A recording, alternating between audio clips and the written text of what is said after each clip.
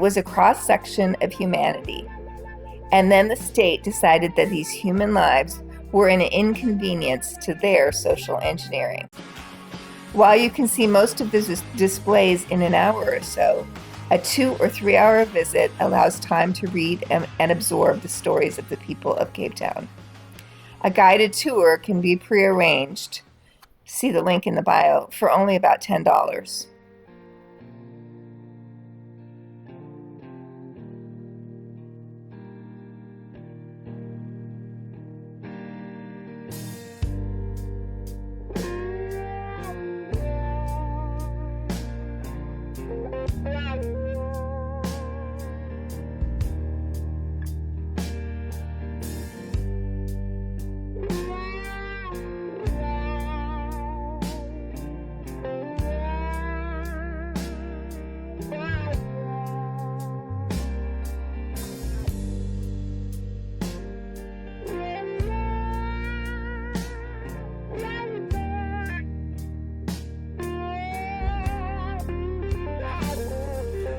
Our tour guide explained exactly where the District 6 neighborhood was and what parts were demolished.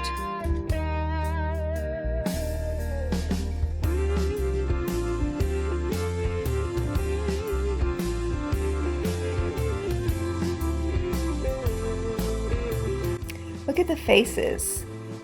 Look at their lives. This neighborhood was a place of music, intellect, hospitals, schools, and deep community roots. Nightclubs and hardworking families filled the areas. Families that were torn apart, some never again to be reunited. District 6, a neighborhood in Cape Town, wasn't just a neighborhood. It was a cross-section of humanity. And then the state decided that these human lives were an inconvenience to their social engineering. Before 1966, District 6 was a vibrant multicultural hub. It was a place of deep Christian and Muslim roots, a melting pot of European, African, and Asian lineages. It was working class, yes, but was rich in culture. It was the birthplace of Cape jazz. But in the eyes of the nationalist government, this was a black spot in what they deemed a white-only area.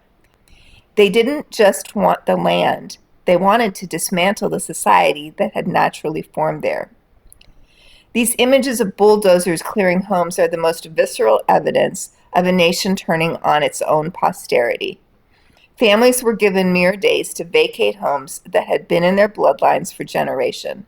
The state didn't care about the sanctity of the hearth. They treated human beings as biologic variables to be sorted, indexed, and relocated to the Kaielisha Plains. It was a desolate expanse of sand, far from the economic heart of the city. They were moved to structures made of corrugated iron, stripped of their heritage and their social cohesion. The cruelty was granular. The Population Registration Act forced every South African into an arbitrary caste. They used pseudoscientific, and I'm a scientist, so I can tell you it was pseudoscientific, measuring the texture of a person's hair, the shape of their features, just to decide if a child would attend a decent school or be condemned to the fringes. Imagine the violation of the family unit when a government bureaucrat tells a family that their own children are legally different based on a visual assessment. It was an attack on the biologic reality of the family. It was an attack on everything sacred and kind and good in these families.